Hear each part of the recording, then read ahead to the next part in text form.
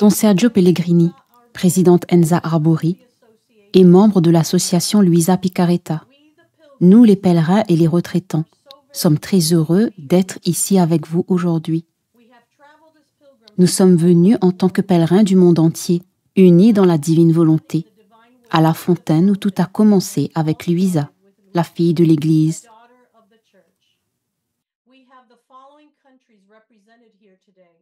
Les pays suivants sont représentés ici aujourd'hui. Les États-Unis d'Amérique, le Mexique, l'Espagne, le Pérou, l'Équateur, les Philippines, le Canada, la France, la Pologne, le Costa Rica, le Venezuela, l'Australie, l'Italie, El Salvador, l'Inde, la Croatie, la Corée du Sud et le Royaume-Uni. Nous représentons tous les différents groupes de la divine volonté à travers le monde. Certains d'entre nous étudient la divine volonté depuis de nombreuses années, tandis que d'autres sont récents. Quel privilège de vous avoir tous présents avec nous aujourd'hui. Nous aspirons à l'unité avec Corato et nous voulons connaître la manière de mettre en pratique la demande écrite dans la lettre officielle de Monseigneur Paolo Rizzi. Aujourd'hui marque le début de notre première retraite annuelle à Corato.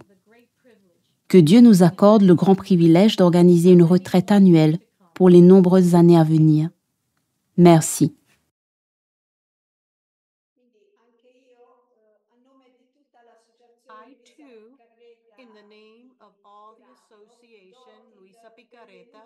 Moi aussi, au nom de toute l'association Luisa Picaretta de Corato, je vous souhaite la bienvenue dans la ville qui est précisément le lieu de naissance de Luisa Picaretta. La ville où elle a vécu toute sa vie.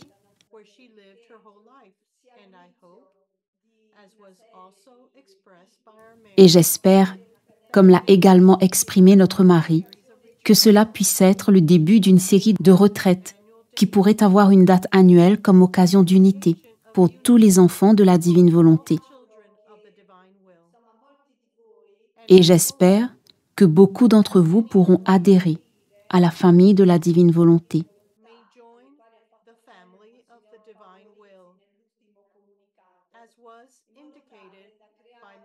Comme l'a indiqué Monseigneur Paolo Rizzi dans sa dernière lettre, afin que nous puissions établir une unité entre les groupes qui ont précisément l'approbation de leur évêque dans chaque diocèse.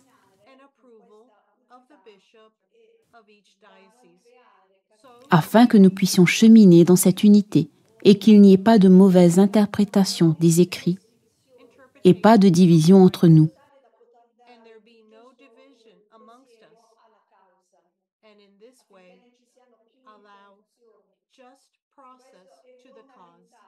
Et ainsi permettre un processus juste à la cause et qu'il n'y ait plus d'interruption.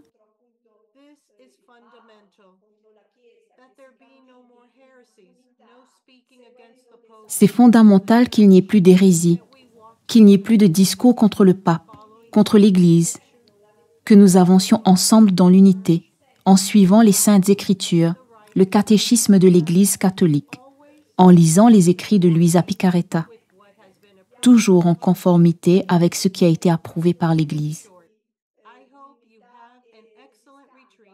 Enfin, j'espère que vous aurez une excellente retraite et que ce soit une occasion d'unité et une opportunité d'échange entre nous. Si vous souhaitez nous donner quelques conseils, nous accueillons toutes vos suggestions afin de parvenir à l'aboutissement de la cause et que tout cela soit pour un plus grand bien. Fiat. Y a-t-il quelqu'un ici de la Floride? Nous restons proches de vous tous dans la prière suite au récent ouragan. Nous avons prié pour vous durant ces derniers jours.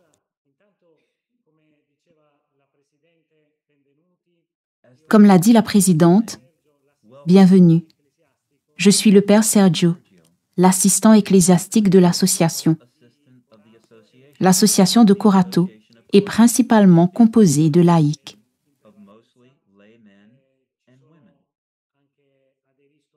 bien qu'il y ait des prêtres et des religieux qui en font partie. Mais la plus grande partie du groupe est formée de laïcs comme vous. Je vous salue tous de tout cœur, particulièrement les organisateurs de ce pèlerinage en Italie.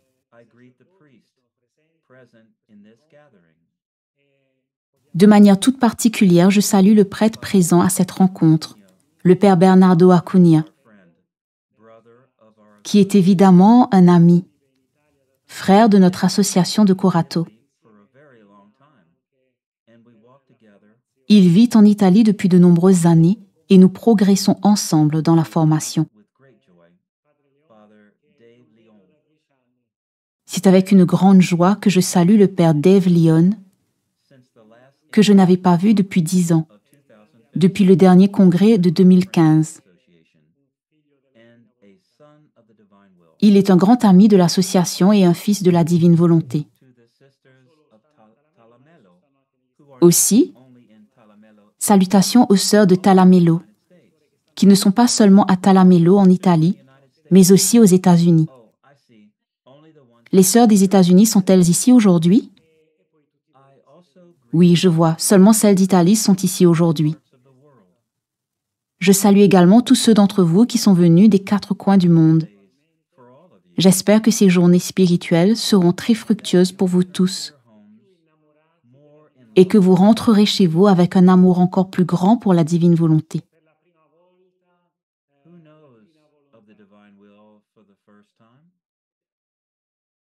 Qui parmi vous découvre la divine volonté pour la première fois? Ok. Et qui la connaît depuis longtemps?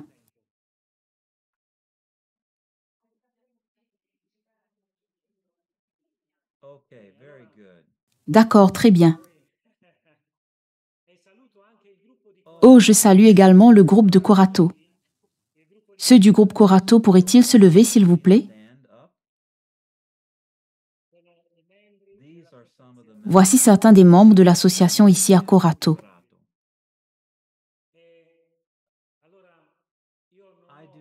Je n'ai pas... Comment dire?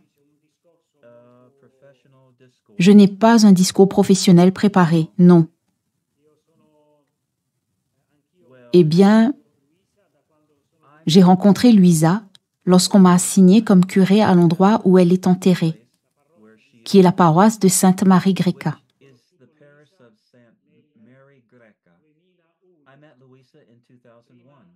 J'ai rencontré Luisa en 2001. Avant cela, je ne savais rien d'elle. Dès cet instant, j'ai commencé à lire et surtout à découvrir l'association de Corato, et ce qui m'a permis d'approfondir ma compréhension.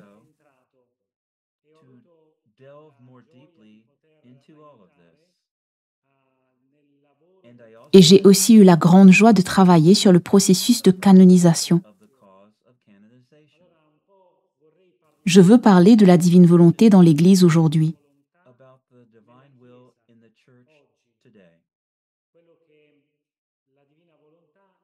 Qu'est-ce que la divine volonté dans l'Église aujourd'hui? C'est un sujet très important, parce que Luisa, pour ceux d'entre vous qui connaissent déjà sa vie, qui ont lu sa biographie, qui connaissent son histoire, c'était une femme de l'Église, une personne unie à la communauté de Corato.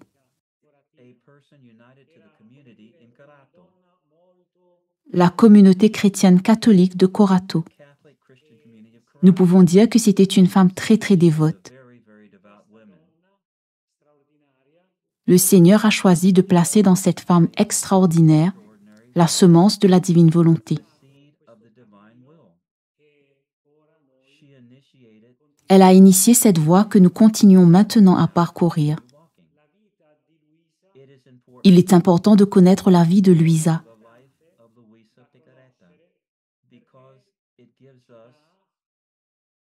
car cela nous donne les caractéristiques de celui qui vit dans la divine volonté. En Louisa, nous comprenons quelques éléments fondamentaux pour vivre dans la divine volonté. Et un élément fondamental pour vivre dans la divine volonté est l'élément ecclésial de l'Église.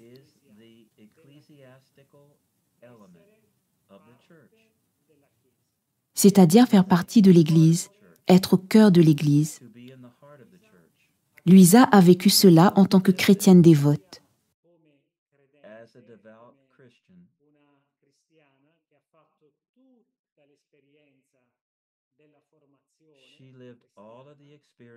Elle a vécu toutes les expériences de la formation chrétienne. Par exemple, elle a reçu la catéchèse pour recevoir tous ces sacrements de l'Eucharistie et de la confirmation. De plus, elle a également reçu la formation et les services dans sa propre paroisse. Elle était très impliquée dans sa paroisse.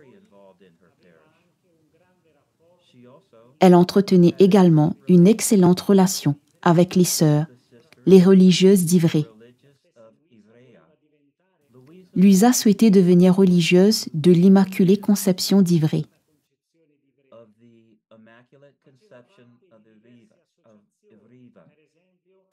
Elle appartenait aussi à diverses associations, telles que l'Association de Marie Immaculée. Cette association était composée de jeunes filles appelées à la prière quotidienne et à la formation.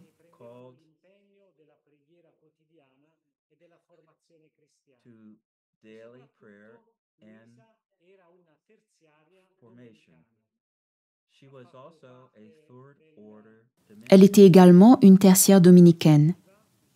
Elle participait au tiers-ordre dominicain et portait son habit, qui est un habit blanc. Parfois, la couleur est noire, comme le porte le tiers-ordre dominicain.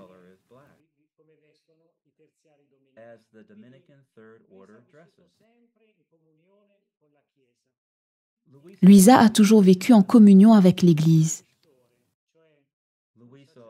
Louisa avait aussi un confesseur, un prêtre, qui lui donnait continuellement une direction spirituelle, entendait sa confession et l'aidait dans son discernement personnel. Dès son plus jeune âge, alors qu'elle était encore une petite fille, elle avait un confesseur. Son premier confesseur s'appelait Michael de Benedictis. Elle l'a eu dès l'âge de 9 ans et plus tard, à l'âge de 21 ans, elle a changé de confesseur. Petit à petit, elle a eu d'autres confesseurs, car lorsque les confesseurs mouraient, ils étaient remplacés par un autre confesseur. Son dernier confesseur était le curé de Sainte-Marie Greca, le père Benedetto Calvi. Elle a également eu la grâce de rencontrer des hommes extraordinaires de son temps, comme saint Annibale Maria di Francia. Ah, nous avons ici aujourd'hui à la retraite un prêtre rogationniste. Salutations, merci, j'apprécie votre présence. Louisa a cheminé avec saint Annibale de 1910 à 1927, pendant 17 ans jusqu'à la mort de saint Annibale.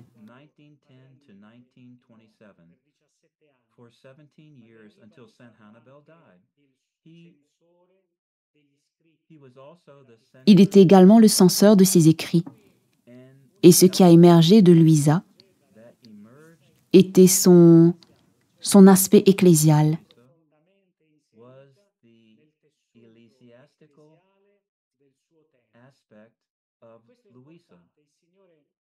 Louisa était une femme complètement intégrée dans l'Église de son temps. Le Seigneur a voulu former Louisa de cette manière. Il voulait qu'elle soit une femme d'Église. Un autre élément important qui a émergé de la vie de Louisa était son attention à toujours être en communion avec son évêque.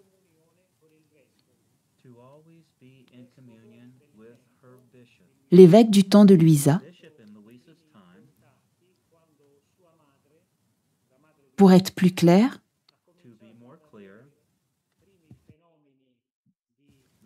l'évêque a commencé à avoir des contacts avec Louisa lorsqu'elle a commencé à avoir ses premiers phénomènes, ses maladies, ses souffrances. La mère de Louisa a contacté l'évêque pour obtenir l'aide d'un prêtre. Et cela a été accordé par l'évêque de Trani. Depuis cet instant jusqu'à présent, les évêques de Trani ont accompagné la vie de Louisa et également celle des personnes qui l'ont suivie.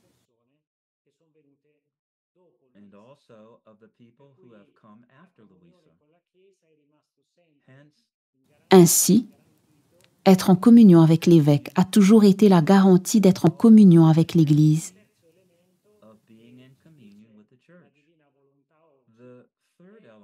Le troisième élément, aujourd'hui, dans la divine volonté est l'importance que nous ressentons en tant qu'association, que Louisa soit reconnue par l'Église comme une sainte.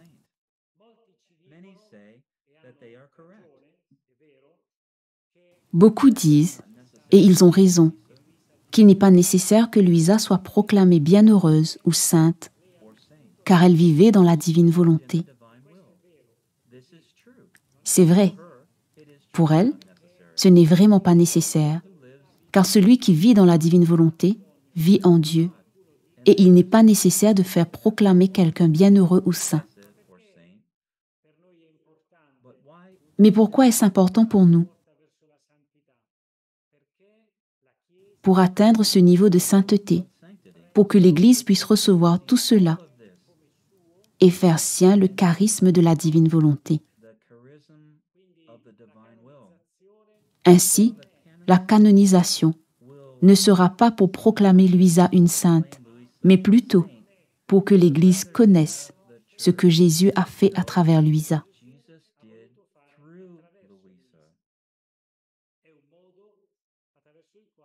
C'est la manière dont nous croyons que l'Église prendra conscience du don que le Seigneur a placé dans l'Église.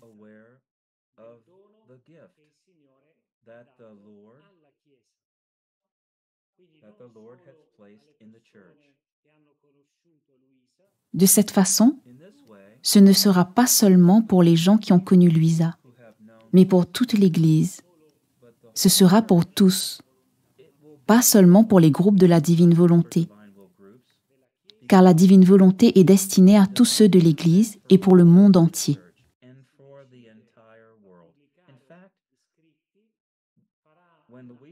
En fait, lorsque Louisa a décidé de publier les écrits, elle a écrit l'appel, adressé au Saint-Père, le pape. Et cet appel était une invitation à embrasser le vivre dans la divine volonté. C'est notre désir en tant qu'association. Avancer avec l'objectif de faire connaître Louisa par deux moyens qui marchent ensemble.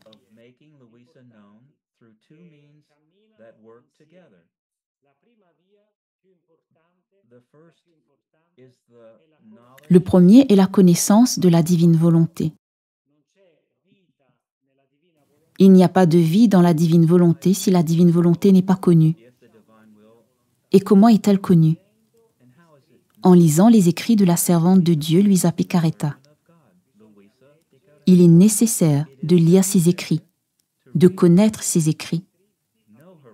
Et en appliquant ce qui est appris dans les écrits, nous atteindrons la connaissance de la divine volonté. Il n'y a pas besoin de professeur pour ces écrits. Car ces écrits ont été donnés pour être lus. Il n'y a pas besoin de professeur pour ces écrits, car ces écrits ont été donnés pour être lus par des âmes simples. Par conséquent, il n'y a pas de professeur dans la divine volonté. Il n'y a personne de plus capable que d'autres. Seules des personnes qui ont connu la divine volonté plus longtemps, qui se sont appliquées, ont lu et étudié davantage. Tous peuvent lire et comprendre les écrits, car Louisa était une personne simple et humble. Elle n'avait aucun doctorat. Elle n'avait aucun titre. Elle n'avait aucune connaissance théologique. Elle était une personne simple. Par conséquent, ses écrits sont simples. Ils doivent être lus comme des écrits simples que tout le monde peut comprendre seul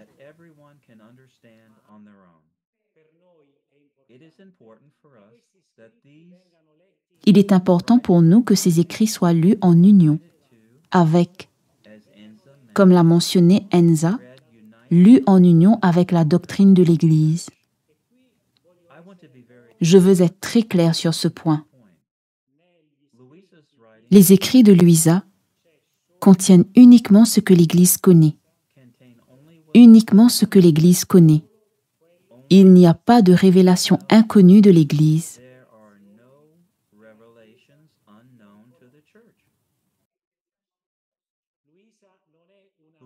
Louisa n'est pas un prophète de connaissances connues uniquement d'elle.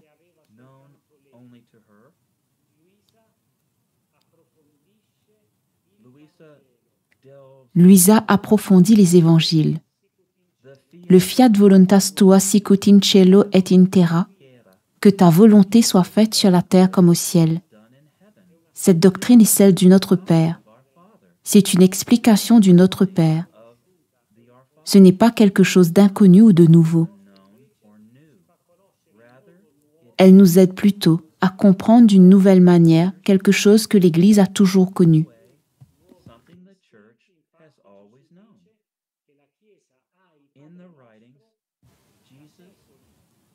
Dans ses écrits, Jésus nous dit que l'Église a prié le Notre Père pendant des siècles. Mais le moment est venu de comprendre pleinement sa signification. Donc, Louisa n'apporte pas de nouvelles connaissances à l'Église, mais elle approfondit celles que l'Église possède déjà. C'est ici que réside l'importance de lire les écrits de Louisa avec l'Église, dans un groupe ou en cénacle. Nous souhaitons vivement la formation de cénacles ou de groupes pour étudier les écrits de Louisa.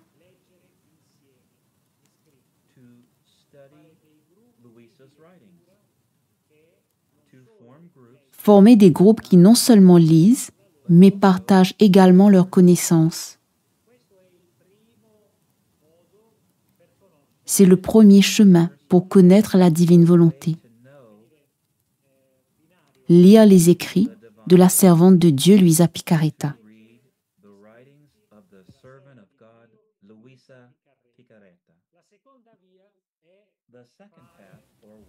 Le second chemin est de faire de cette connaissance une vie, de donner vie aux écrits de Louisa.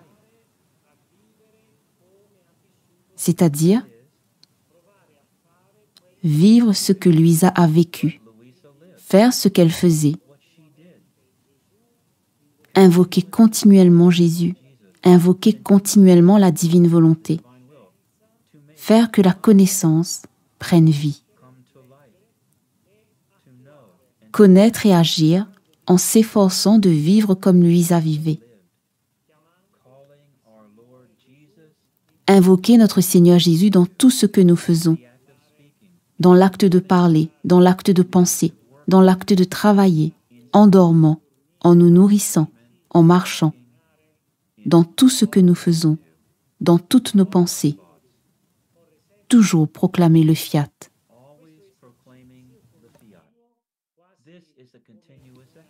C'est un exercice continu, presque comme une prière constante. Et cela devrait se transformer en chacun de nous en une sorte de normalité. Comme une autre vie, être submergé dans cette vie, dans la divine volonté.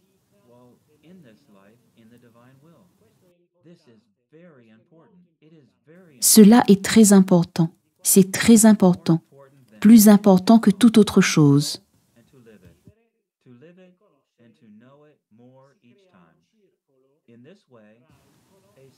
Connaître et vivre la divine volonté, vivre et connaître davantage à chaque fois.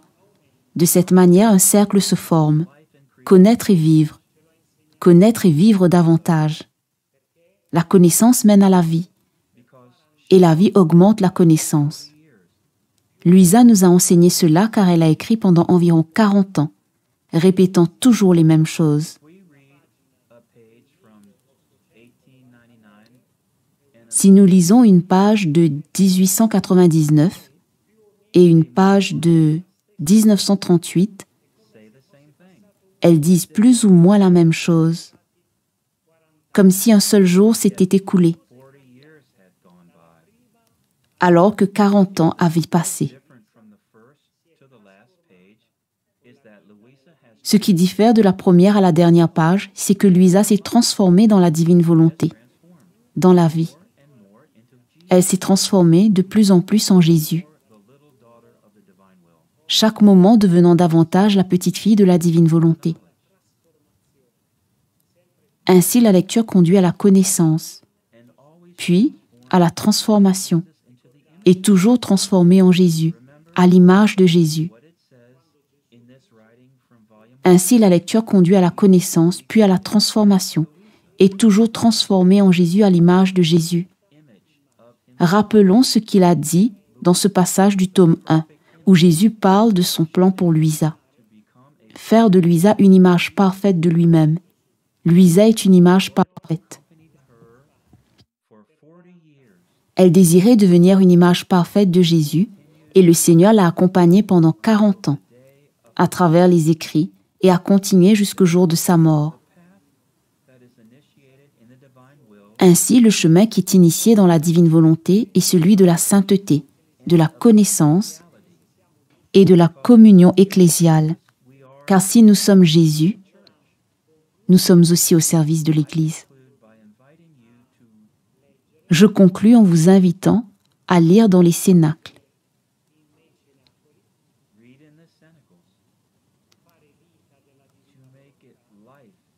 À faire vivre la divine volonté, à demander le fiat, à vous mettre au service de l'Église dans vos communautés, dans les paroisses, dans votre diocèse, à accomplir une forme de service, car la divine volonté est la vie, pas seulement une connaissance intellectuelle. C'est une vie simple et concrète. C'est ce que je voulais partager avec vous.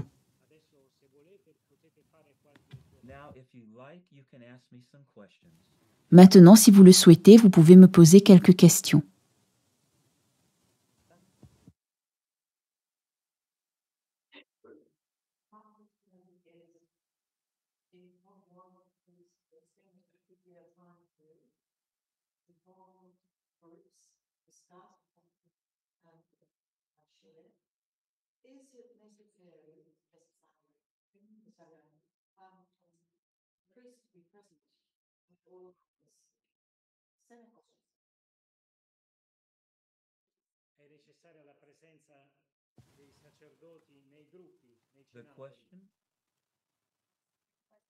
La question est la suivante.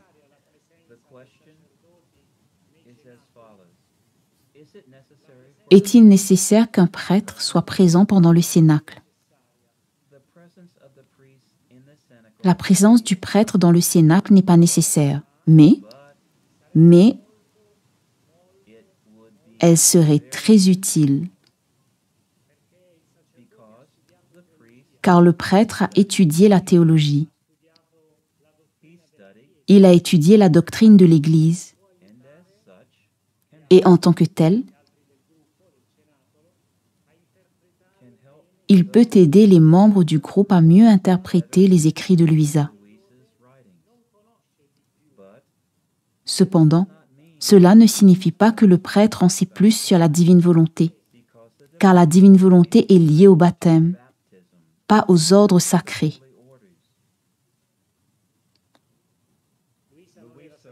Louisa n'était pas prêtre.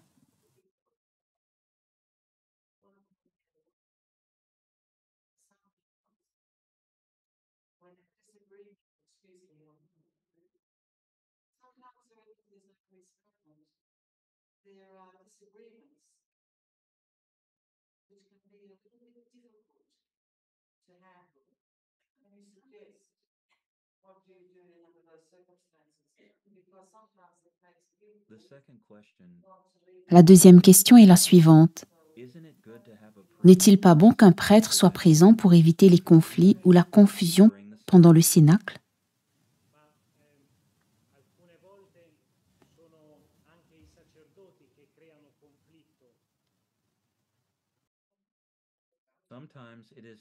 Parfois, ce sont les prêtres qui causent des conflits.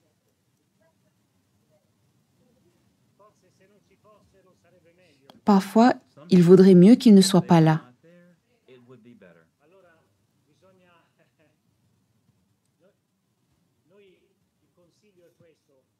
C'est notre conseil.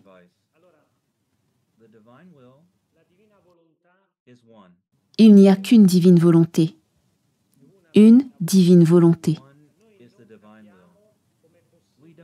Nous ne comprenons pas comment il est possible d'avoir autant de divines volontés. Un groupe a une divine volonté, un autre groupe en a une autre, et il y a des conflits entre eux. Nous ne pouvons pas comprendre cela. Évidemment, quelque chose ne fonctionne pas.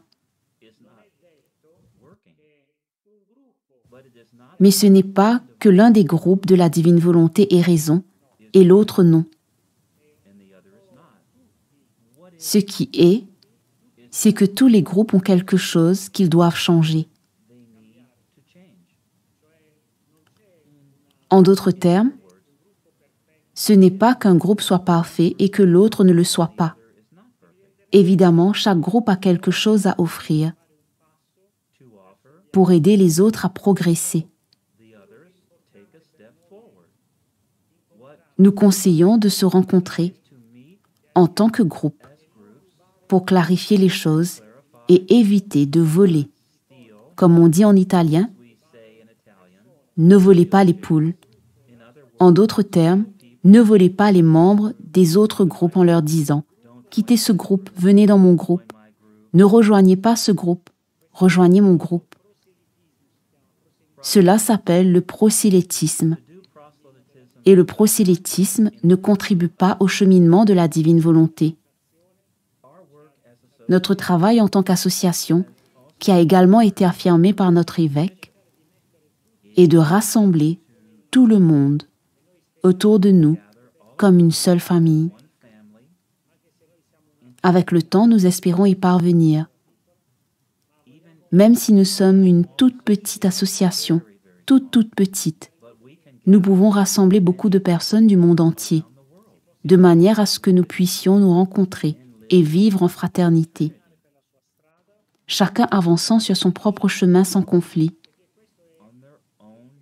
Car le conflit vient de quelqu'un d'autre qui n'est pas Jésus. Lorsqu'il y a un conflit, c'est parce que quelque chose ne va pas des deux côtés. Les deux parties doivent engager une réflexion pour comprendre ce qui ne va pas. Et notre tâche est d'aider à redécouvrir cette union.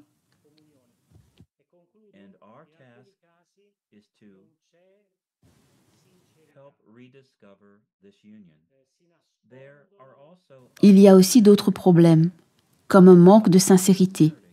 Certains ont des agendas cachés, des intérêts financiers des entreprises ou cherchent à atteindre des postes de leadership et de protagonisme pour être au sommet.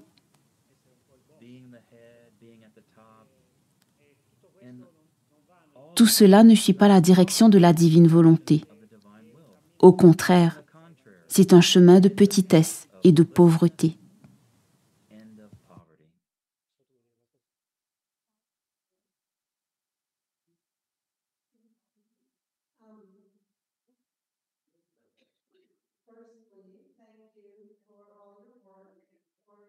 Tout d'abord, merci pour tout votre travail. La première question est la suivante.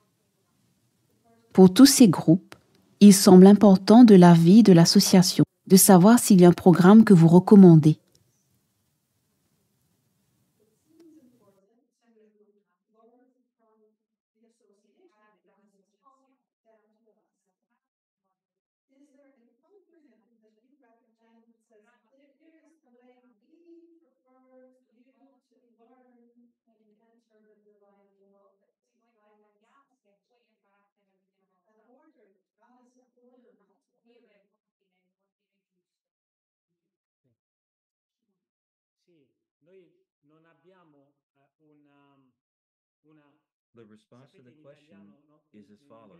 La réponse à la question est la suivante.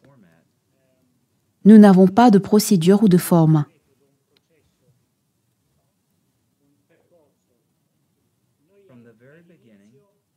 Dès le début, nous croyons que le chemin est de suivre ce que Jésus a demandé à Luisa de faire.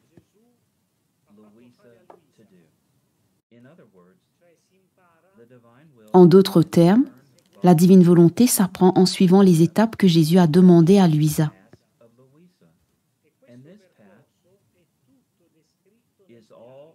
Et ce chemin est tout écrit dans le livre du ciel, du tome 1 au tome 36, dans l'ordre. Pas en sautant des pages. Lire le tome 34 en premier, puis le 32. Non, commencez par lire le tome 1. Puis 2, puis 3, puis 4, etc. Les 10 premiers tomes sont fondamentaux car ils préparent le terrain en enlevant tout ce qui empêche humainement les dispositions nécessaires pour recevoir la divine volonté.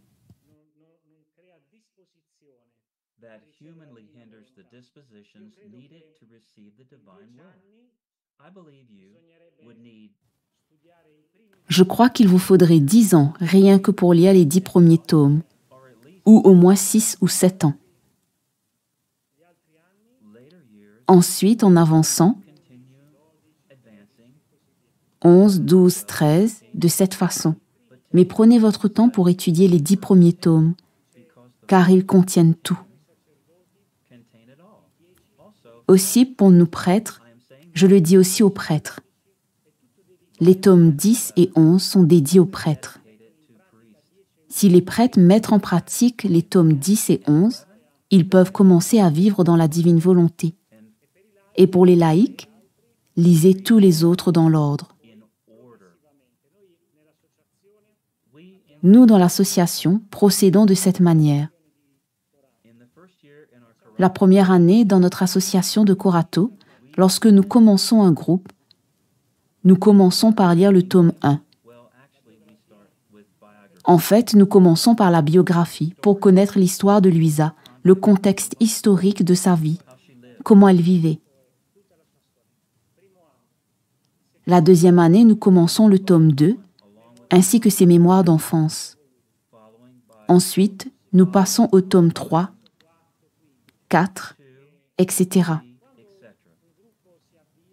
Ce groupe grandit et progresse à son propre rythme au fil des années,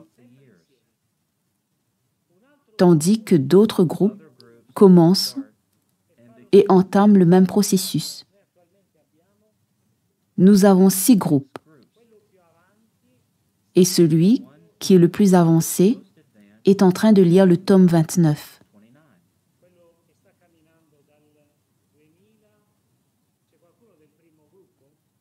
Y a-t-il quelqu'un ici aujourd'hui de notre premier groupe?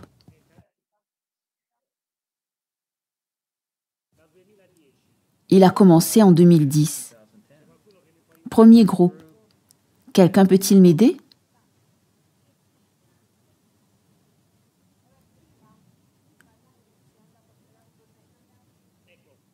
En 20 ans, notre groupe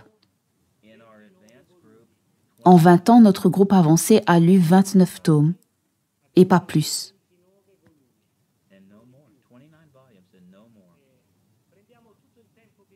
Nous prenons tout le temps nécessaire, et quand nous aurons terminé, nous recommencerons avec le tome 1. C'est notre méthode. Nous ne voulons pas lire en sautant d'un tome à l'autre. Nous suivons uniquement l'ordre que Jésus a utilisé dans la vie de Luisa. Bien sûr, il y a des personnes avec un don particulier de compréhension. Mais nous, en tant que groupe, avançons de cette manière. La personne dans le public qui a posé la question était ici en 2015. Elle demande s'il y aura un autre congrès. Je vais passer le micro à la présidente.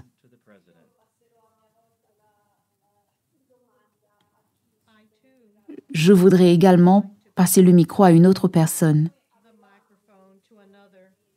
Mais nous avions l'intention d'organiser un congrès international en 2025.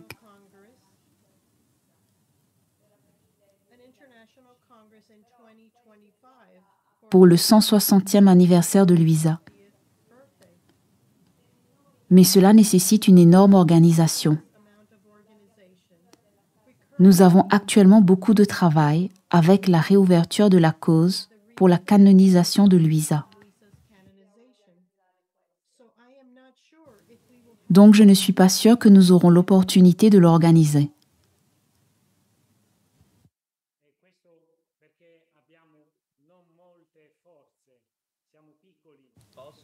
Aussi parce que nous sommes peu nombreux. Nous sommes une toute petite association. Mais la présidente Enza ne le sait pas parce que je ne lui ai pas parlé encore.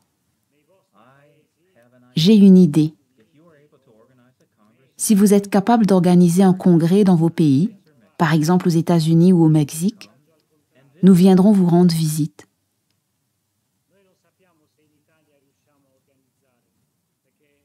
Nous ne savons pas si nous serions capables de l'organiser en Italie. Cela demande beaucoup d'organisation, d'énergie. Mais si vous l'organisez, nous viendrons.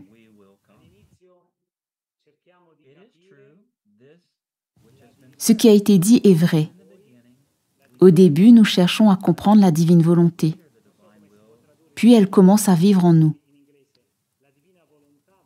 La divine volonté habite en nous.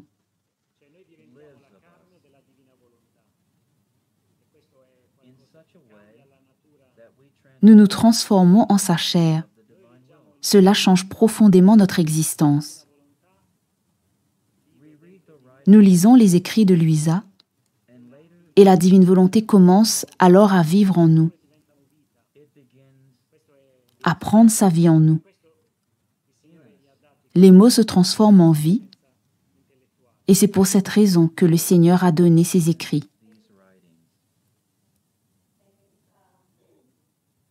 Merci.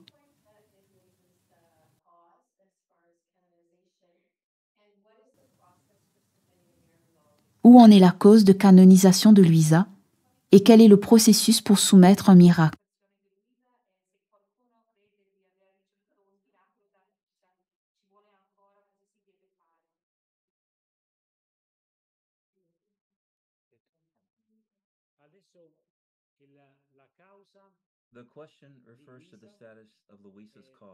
La question concerne l'état d'avancement de la cause de Luisa et si quelqu'un a reçu une grâce spéciale. Doit-il envoyer les informations à l'association? La cause de Luisa, comme toutes les causes, comporte deux phases. La première phase est la phase diocésaine. La deuxième phase est la phase vaticane. Le processus de Luisa est au milieu. La phase diocésaine est terminée et la phase vaticane n'avait pas été ouverte parce que, avant d'ouvrir la phase vaticane, le dicaster pour la doctrine de la foi voulait d'abord lire les écrits et les examiner.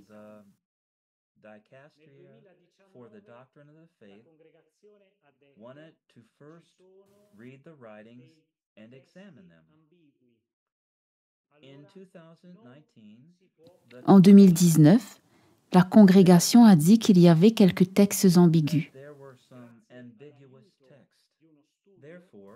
Par conséquent, nous n'avons pas pu continuer.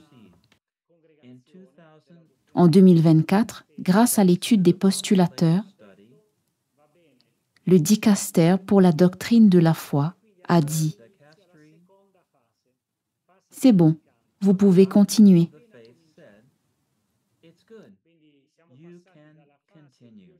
La deuxième phase a été récemment initiée. La phase vaticane vient tout juste de commencer. Nous avons terminé la phase diocésaine en 2007. Nous avons attendu de nombreuses années, presque 20 ans. Et maintenant, la phase vaticane commence.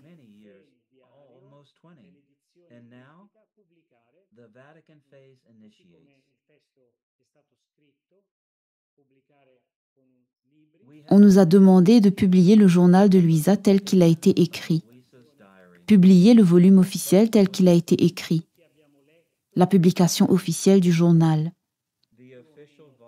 Nous avons tous lu des textes plus ou moins fidèles à l'original, mais maintenant nous devons publier officiellement le texte original.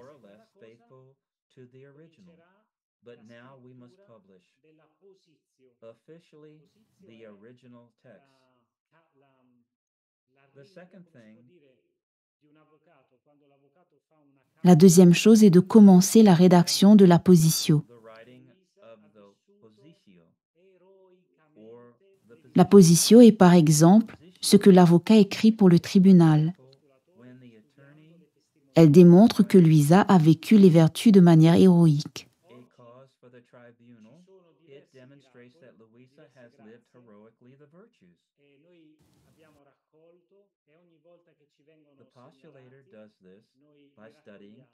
Le postulateur fait cela en étudiant les témoignages passés. À ce jour, nous avons reçu différents miracles et grâces. Nous les transcrivons et les remettons au postulateur.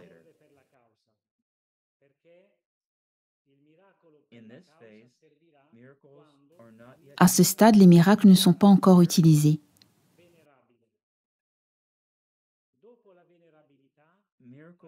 Les miracles seront utilisés lorsque Luisa entrera dans la phase de béatification. Alors nous pourrons recevoir les miracles.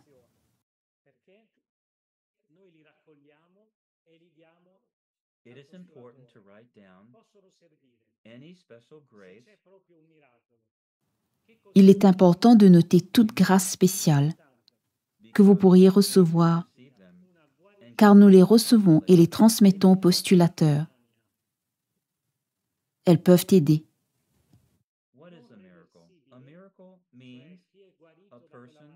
Qu'est-ce qu'un miracle?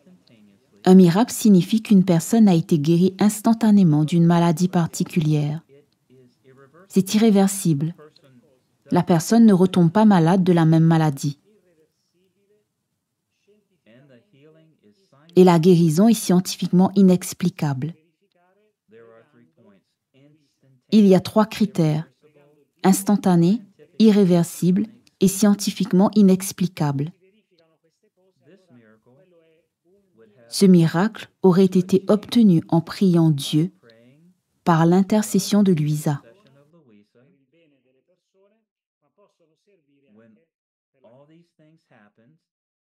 Lorsque toutes ces conditions sont réunies, c'est un miracle. Les miracles aident la cause.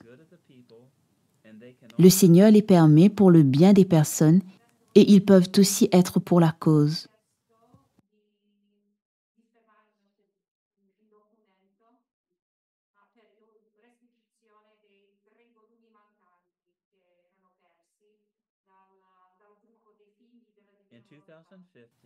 En 2015, l'archevêque Piquieri nous a fait signer un document pour demander les 3 volumes qui ont été perdus.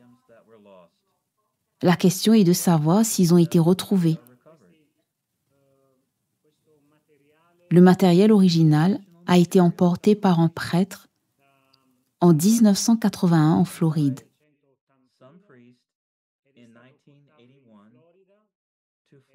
Actuellement, nous ne savons pas où se trouve le matériel. Ce sont les 2 derniers tomes, les tomes 35 et 36, et quelques autres écrits originaux de Luisa. Nous avons reçu une copie authentifiée de tout cela. Donc c'est comme si nous avions les originaux. Ils nous ont été donnés. Nous n'avons pas encore les originaux. J'espère que l'ouragan Milton ne les a pas emportés. Nous espérons toujours que ceux qui ont ce matériel le rendront à Corato. Car nous avons le musée ici et il sera gardé et surveillé.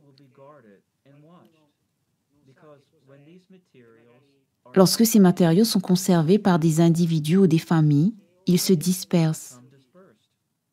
D'autre part, ici à Corato, nous les protégeons. Lorsqu'une personne fait don à l'association d'objets ayant appartenu à Luisa, nous les plaçons dans le musée et nous les gardons. En revanche, lorsqu'ils sont possédés par des individus, il y a une grande probabilité qu'ils soient perdus, qu'ils puissent être perdus.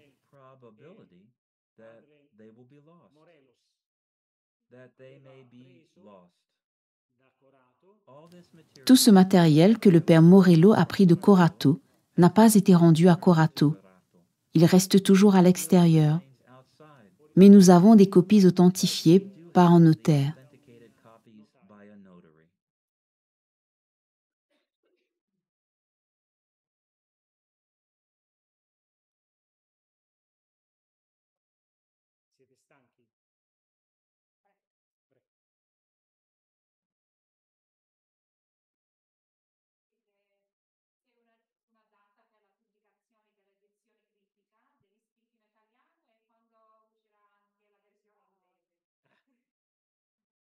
Y a-t-il une date pour la publication officielle en italien? Non, il n'y a pas encore de date.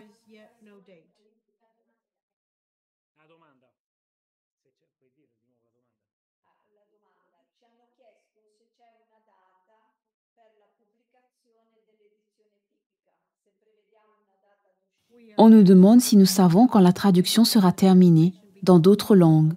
Le postulateur a demandé la traduction.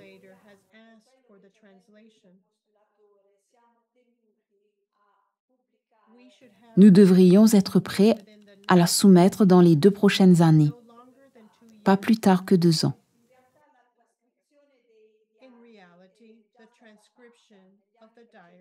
En réalité, la transcription des journaux a déjà été faite. Nous avons déjà confié ce travail à des spécialistes. Mot par mot, ils ont été transcrits.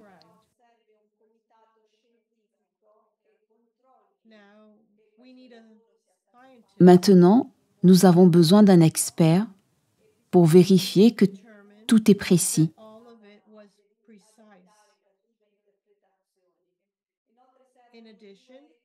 De plus, nous avons besoin de 2 introductions, présentations. L'une par un théologien et l'autre par notre évêque. Tout le travail nécessaire à la préparation est encore en attente. Ensuite, les traductions officielles seront faites.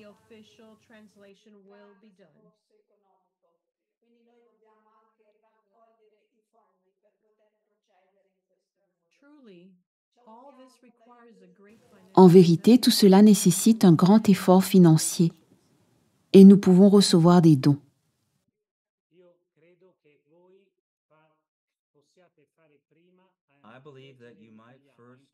Je pense que vous apprendrez l'italien plus rapidement que la traduction officielle ne sera faite.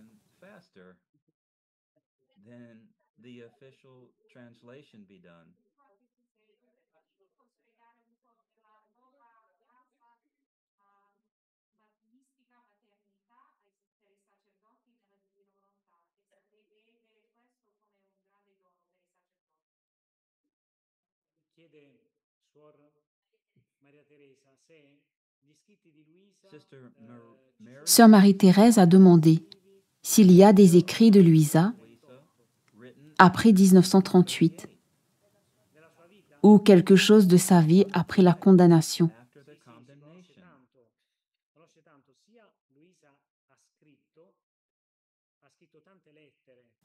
Oui, il y a beaucoup de choses connues. Luisa a écrit de nombreuses lettres après 1938, en particulier à Federico Abrech, aussi à une dame qui était en contact avec le père Luis Beda, qui était allemand. Il y a environ 40 lettres.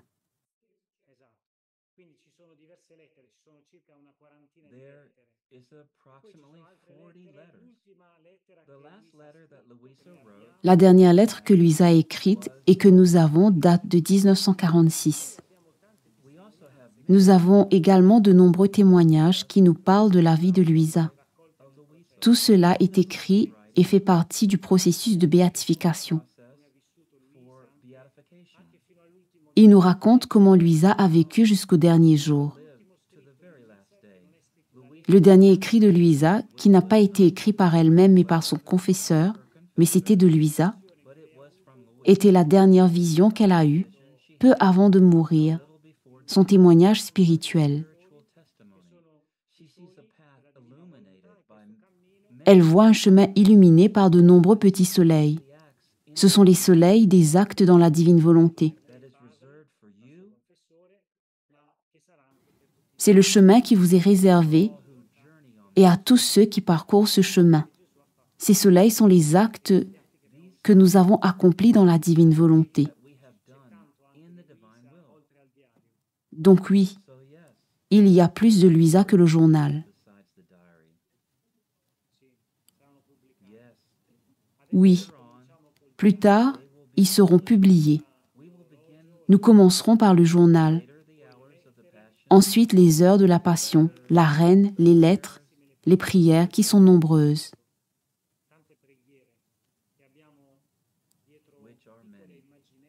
Nous en avons certaines derrière des petites images pieuses, car c'est ainsi qu'elle les écrivait.